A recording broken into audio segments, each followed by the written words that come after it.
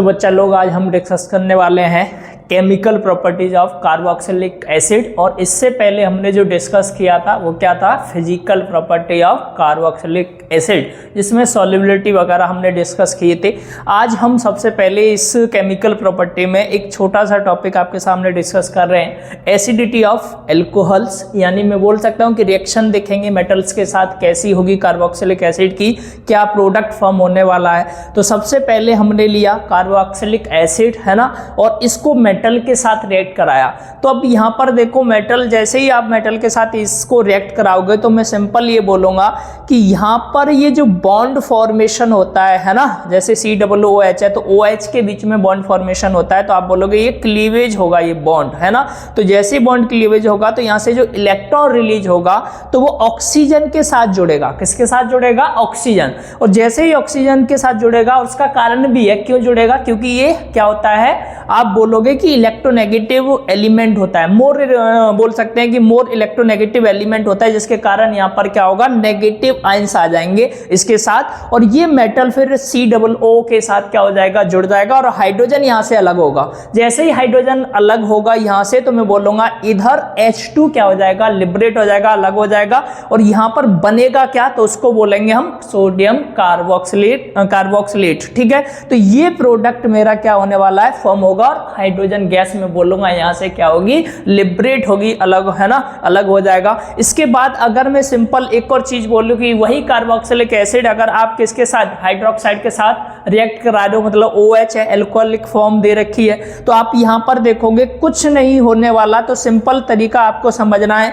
कि ये OH जो आपको दिखाई दे रहा है, तो यहाँ पे भी आप यहाँ से बोलेंगे कि ये H अलग हो जाएगा, है ना, और ये H आप बोलोगे ये इसके साथ जुड़ेगा, OH के साथ जुड़ के, और ये वाटर फॉर्म कर लेगा, तो यहाँ वाटर अलग हो जाएगा, और यहाँ पर क्या बन जाएगा आपका RCOON, और R तो पता ही एल्काइल ग्रुप है, तो COONA यहाँ पर प्रोडक्ट फॉर्म होगा। तो ये आपको पता होना चाहिए। इसी के बाद एक बच्चा पार्टी पढ़ने वाले हैं टेस्ट, और इस टेस्ट में हम इसका नाम भी दे रखा है NaHCO3। तो मैं बोल सकता हूँ सोडियम हाइड्रोजन कार्बोनेट वाला टेस्ट बोल सकते हो। तो सबसे पहले मैं क्या करूंगा, कार्बोक्सिलिक एसिड को इसी के साथ क्या करा दो, आप रिएक्ट करा दो। जैसे ही रिएक्ट कराएंगे तो सिंपल दो चीजें हैं, है ना। जब टेस्ट की बात आएगी तो देखो कार्बोनेट फॉर्म है, तो मैं बोलूंगा यहाँ से CO2 भी क्या हो जाएगा, रिलीज होगा, और वाटर तो बनेगा ही बनेगा, वाटर भी अलग होगा, और सेम ये वाला आप बोलोगे एक प्रोडक्ट फॉर्म हो जाएगा, क्या,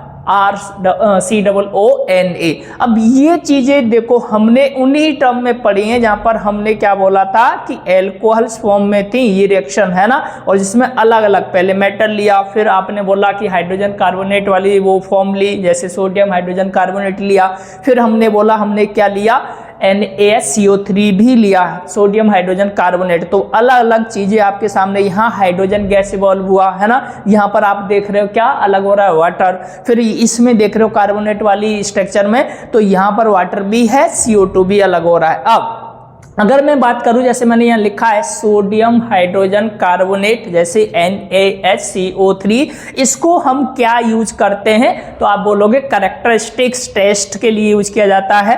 carboxylic acid, all carboxylic acid जितने भी होंगे ये हमेशा एक साउंड के साथ, जिसको मैं ब्रिस्क और एफरवेसेंस के नाम से क्या है आप जान सकते हो कि ये निकलेगी तो एक क्या होगा, एक साउंड क्रिएट होगी, है ना। तो उसको हम बोल सकते हैं कि ब्रिस्क एफरवेसेंस एक साउंड होती है, वो यहां से क्या होगी, रिलीज होगा।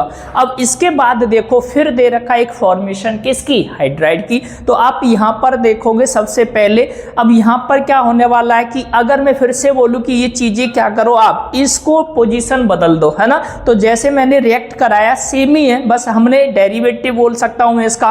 तो अब आप हीट करो इसको, है ना, आप या बोल सकते हैं H+ के साथ इसको क्या करा दो, रिएक्ट। तो आप यहां पर देखोगे सिंपल वही चीज आपको देखना है कि ये वाली चीजें किसके साथ जुड़ेगा, है ना, OH रहेगा, और आप बोलोगे H इसके साथ जुड़ के वाटर फॉर्म कर लेगा।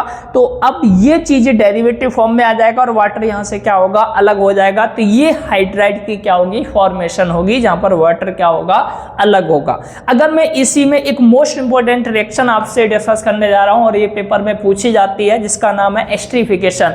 तो एस्टरीफिकेशन होता क्या है, तो सबसे पहले आपको याद रखना, ऐसी रिएक्शन जहां पर क्या हो रहा होगा, OH यानी O और H के बीच में जो बॉन्ड फॉर्मेशन होगा वो क्लीवेज होगा, है ना। और आप बोल सकते हो इसकी जो डेफिनेशन होगी कि भाई एल्कोहल हुआ, या मैं बोल दूं क्या, बताओ जल्दी से, एल्कोहल हुआ या आप बोलो फिनॉल जो हुआ, अगर ये रिएक्ट करते हैं किसके साथ, कार्बोक्सिलिक एसिड के साथ, तो हम कार्बोक्सिलिक एसिड बोल दो या एसिड क्लोराइड बोल दो या एसिड एनहाइड्रस बोल दो, है ना, तो ये हमेशा एस्टर बनाएंगे। क्या बनाएंगे, एस्टर फॉर्म बनेंगे। और कैसे, इसी रिएक्शन को मैं बोल सकता हूं एस्ट्रिफिकेशन होता है। कैसे, तो सबसे पहले देखो ये मोस्ट इंपोर्टेंट है, यहां पर देखो आपके सामने दे रखा है कार्बोक्सिलिक एसिड, और अगर मैं OH के साथ उससे रिएक्ट करा रहा हूं इन दी प्रेजेंस ऑफ, है ना, कैटलिस्ट आप बोल सकते हो प्रेजेंट है।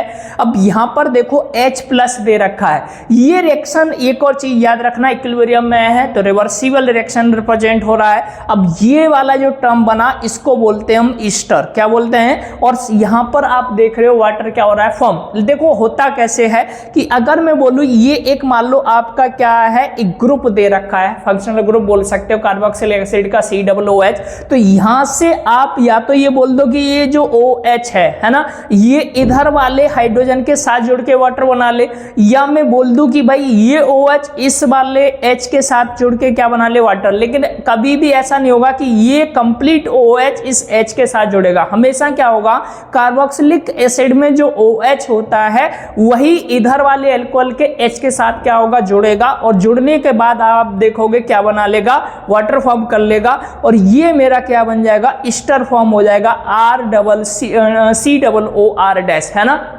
तो इस रिएक्शन को क्या बोलते हैं हम, एस्ट्रिफिकेशन बोलते हैं, और ये मोस्ट इंपोर्टेंट है, ये पेपर में आपसे पूछी जाती है। इसके बाद देखो यहाँ पर एक और टर्म मैंने लिख रखा है कि भाई रिएक्शन किस किस के साथ मैंने इसकी कराई है, तो मैंने बोला कार्बोक्सिलिक एसिड को आप रिएक्ट करा सकते हो किसके साथ, PCl5 के साथ, और किसके साथ रिएक्ट करा सकते हैं, तो मैं बोलूंगा PCl3 के साथ या SOCl2 के साथ। तो क्या क्या फॉर्म प्रोडक्ट होने वाला है, तो आप देखोगे जब मैं SOCl2 कराऊं या PCl5 के साथ रिएक्ट कराएंगे तो दोनों केसेस में एक कंबाइन चीज क्या होगा, हाइड्रोक्लोरिक एसिड क्या होगा, फॉर्म होने वाला है। जैसे यहां से देखो, जैसे PCl के साथ रिएक्ट करेगा तो फिर से मैं बोलूंगा ये वाली चीजें क्या होगा, ये वाला जो टर्म है ना, और ये क्लोरीन इसके साथ जुड़ेगा, और यहां पर आप देखोगे क्लोरीन के कितने मॉलिक्यूल्स दे रखे हैं, 5, तो कुछ मॉलिक्यूल्स आप इसके साथ जोड़ दो तो ये बना लेगा RCOCl, और ये P जो है ना, ये जुड़ जाएगा Cl3 के साथ तो POCl3 बना लेगा, और एक एसिड आपका क्या हो जाएगा अलग, जिसका नाम क्या है, HCl। ऐसे यहां पर भी दे रखा है SOCl है, तो SO ये किसके साथ जुड़ेगा, इस ऑक्सीजन के साथ, जैसे हमने यहां पर डिस्कस किया था, तो ये बना लेगा सल्फर डाइऑक्साइड, है ना। और एक जो हाइड्रोजन होगा वो आप बोलोगे किसके साथ जुड़ जाएगा, इस क्लोरीन के साथ, तो क्या बनाएगा, HCl जो आप यहां पर देख रहे हो, और फिर क्या बन जाएगा, RCOCl प्रोडक्ट फॉर्म होगा। ऐसे PCl3 के साथ भी रिएक्शन होने वाली है, तो इसके ये प्रोडक्ट होंगे RCOCl, और क्या बन जाएगा, H3PO3। ठीक है, अब हम यहीं पर एक रिएक्शन देखेंगे कार्बोक्सिलिक एसिड की, किसके साथ, अमोनिया के साथ। तो सबसे पहले यहां पर मैंने क्या किया है, इसको आप देख लेना, है ना। अब ये सब चीज एल्काइल ग्रुप दे रखा है ना, कार्बोक्सिलिक एसिड का ये फॉर्मूला है। अब यहां पर देखो सारे बच्चे, है ना, यहां ध्यान रखना NH2 मैंने अलग कर रखा है, और ये H है, दोनों मिलके ही तो अमोनिया फॉर्म होता है ना, NH3, तो ये नाइट आपका अलग कर दिया NH2। अब इस NH2 का जो एक हाइड्रोजन है वो इधर कार्बोक्सिलिक एसिड के OH के साथ जुड़ के अलग हो जाएगा, और यहां पर एक स्ट्रक्चर बन जाएगा NH2 का CO के साथ, इसको बोलते हैं एमाइड। क्या बोलेंगे, यानी अगर मैं बोलूं कार्बोक्सिलिक एसिड को आप अमोनिया के साथ रिएक्ट कराओगे तो एमाइड फॉर्म होता है, जो ये फॉर्मूला है, और यहां पर भी आप बोलोगे वाटर क्या होगा, अलग। अगर आप रिडक्शन करा दो इस चीज का इन दी कैटलिस्ट फॉर्म में, हम इसको कराएंगे। क्या कैटलिस्ट दे रखा है, तो LiAlH4 है। अब आप यहां पर देखोगे एल्कोहल नेचर आपके सामने आ जाएगी, तो RCH2OH बन जाएगा, और इसी सेम रिएक्शन को अगर मैं HI के साथ रिएक्ट कराऊं, है ना, या रेड फॉस्फोरस के साथ रिएक्ट करा दो, तो आप यहां पर क्या देखोगे कि RCH3 फॉर्म क्या हो जाएगा, प्रोडक्ट फॉर्म होने वाला है। ऐसे ही एक और रिएक्शन आपके सामने दे रखा है, डिकार्बोक्सिलेशन रिएक्शन है। अब इसमें क्या करेंगे, सोडियम हाइड्रोक्साइड के साथ आप इस रिएक्शन को कराएंगे, तो आप किसकी प्रेजेंस में करा रहे हैं, तो मैं बोलूंगा कैल्शियम ऑक्साइड हीट करेंगे तो यहाँ एल्केन बनेगा और बोलेंगे सोडियम बाइकार्बोनेट क्या होगा, अलग हो जाएगा। तो ये भी एक रिएक्शन हो गई।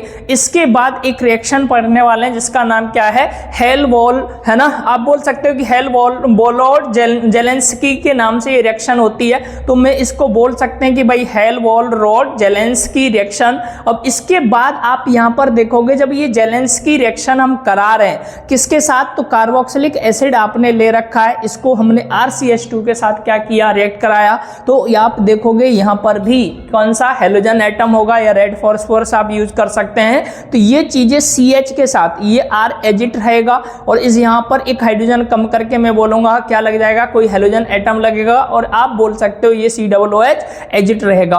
तो ये रिएक्शन थी। इसके बाद आप यहाँ पर देखोगे इलेक्ट्रोफिलिक सब्स्टिट्यूशन रिएक्शन क्या होता है। तो सबसे पहले आपको पढ़ना है कार्बोक्सिलाइल ग्रुप जो होते हैं, कार्बोक्साइल ग्रुप जितने भी होंगे वो हमेशा बेंजीन रिंग के साथ एक्ट करते हैं, तो डेरिवेट बनाएंगे, है ना। अब ये कैसे जुड़ेंगे वो भी पता होना चाहिए। तो and Meta directing group for the electrophile substitution reaction, और ये किसके कारण होता है, आर इफेक्ट के कारण होता है, जो मैंने यहाँ लिखा है। सबसे पहले आप देखोगे एरोमेटिक कंपाउंड है, जहां पर मैंने क्या जोड़ रखा है, COOH ब्रोमीन के साथ मैं रिएक्ट करा रहा हूं Br2, प्रेजेंस क्या है FeBr3 बोल सकते हैं। तो आप देखोगे COOH एजिट रहता है, लेकिन ये पोजीशन बच्चा पार्टी सबको पता है मेटा की है, तो यहाँ पर मैंने क्या लगा रखा है Br। इस रिएक्शन का नाम क्या होता है, ब्रोमिनेशन बोलते हैं। ऐसे ही एक और रिएक्शन दे रखा है भाई, अगर सेम चीज में कार्बोक्सिलिक एसिड को इसके साथ रिएक्ट कराऊंगा, है ना, तो ये HNO3 मैंने ले रखा है और ये आपका कैटलिस्ट यूज किया है कंसंट्रेटेड सल्फ्यूरिक एसिड H2SO4। तो आप यहाँ पर भी देखोगे मेटा पे नाइट्रो लग जाता है तो नाइट्रेशन कहलाता है। ऐसे ही अगर सल्फ्यूरिक एसिड के साथ रिएक्ट कराएंगे डायरेक्ट तो आप देखोगे यहाँ पर सल्फोनेशन हो जाता है, COOH ऊपर ही रहता है और मेटा पे क्या लगा होता है, SO3H लगा होता है। अब एक चीज जो आपको याद रखना है, aromatic carboxylic acid however do not undergo, है ना, फ्राइडल क्राफ्ट रिएक्शन जो हमने पहले पढ़ी थी। और क्यों नहीं होता है तो आपको पता होना चाहिए, कार्बोक्साइल ग्रुप जो होता है वो हमेशा आप बोलोगे ये एक तरह से कैटलिस्ट जो होते हैं जैसे एनहाइड्रस बोल दो, है ना, उनके साथ बॉन्ड फॉर्म जुड़ा होता है कार्बोक्साइल ग्रुप में, तो ये आपका क्या होगा, डीएक्टिवेटिंग फॉर्म में होता है। तो ये चीजें आपको पता होना चाहिए किसके लिए, एरोमेटिक कार्बोक्सिलिक एसिड के लिए। तो ये था आपका पूरा चैप्टर जिसका नाम क्या था, aldehyde, ketone and carboxylic acid. Most important topic थे जो हमने इसमें 1 by 1 क्या किए, डिस्कस किए। आज के लिए इतना ही, नेक्स्ट टाइम।